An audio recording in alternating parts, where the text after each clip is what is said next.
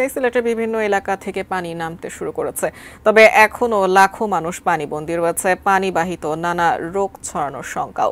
সিলেটের ১৩ রতন থেকে আরো জানতে আমরা এই মুহূর্তে সহকর্মী নাজাত আহমেদ পুরকাস্তর সাথে যুক্ত হয়েছি। নাজাত আহমেদ পুরকাস্ত, সিলেটের বন্যা পরিস্থিতি কি কিছুটা উন্নতি হয়েছে কিনা? আপনার পেছনে একদমই পানি দেখতে পাচ্ছি, কি জানাবেন সিলেট থেকে এই মুহূর্তে?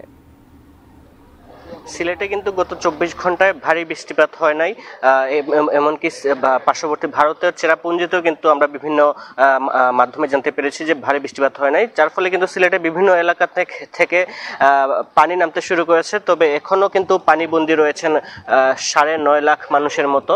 আমি আছি এখন সিলেটের ১৩ রতন এলাকায়। এটি সিলেটের একটি নিচু এলাকা বলা যায়।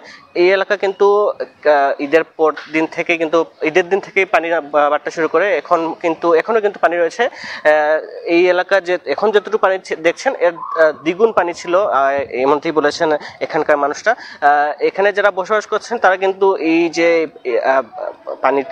পানির মধ্যে বাসাতেই থেকেছেন। তারা যেটি বলছেন, এখন পর্যন্ত কিন্তু প্রশাসনের পক্ষ থেকে তেমন ভাবে কোনো খবর নেওয়া হয়নি।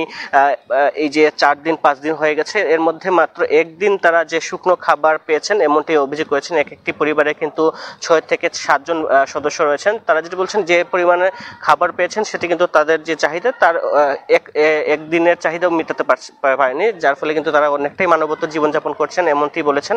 প্রশাসনের পক্ষ থেকে কিন্তু বলা হয়েছে এখন পর্যন্ত কিন্তু সিলেটের বিভিন্ন আশ্রয় কেন্দ্রে তারা ২৫,০০০-এর মতো বিভিন্ন আশ্রয়কেন্দ্রে মানুষ উঠেছেন। একই সাথে তারা কিন্তু যে আশ্রয়কেন্দ্রে যারা আছেন তাদেরকে কিন্তু খাবার বরাদ্দ দিচ্ছেন, একই সাথে নগদ অর্থ বরাদ্দ দিচ্ছেন। কিন্তু একটি বিষয় হচ্ছে যে বিভিন্ন এলাকায় আছে যারা দুর্গম এলাকা, সেই এলাকাতে কিন্তু যথেষ্ট পরিমাণের যে খাবার বা সহযোগিতা সেটি যাচ্ছে না। তবে একটি আশার বিষয় হচ্ছে, বৃষ্টিপাত যদি কমে যায় বা ভারতের চেরাপুঞ্জিতে বা ভারতের বিভিন্ন রাজ্যে যদি বৃষ্টিপাতের পরিমাণ কম থাকে তাহলে কিন্তু বন্যা পরিস্থিতি উন্নতি হবে এমনটাই আশা করা হচ্ছে। সব মিলে এই ছিল আমার কাছে সিলেট থেকে বন্যা পরিস্থিতির সর্বশেষ খবর।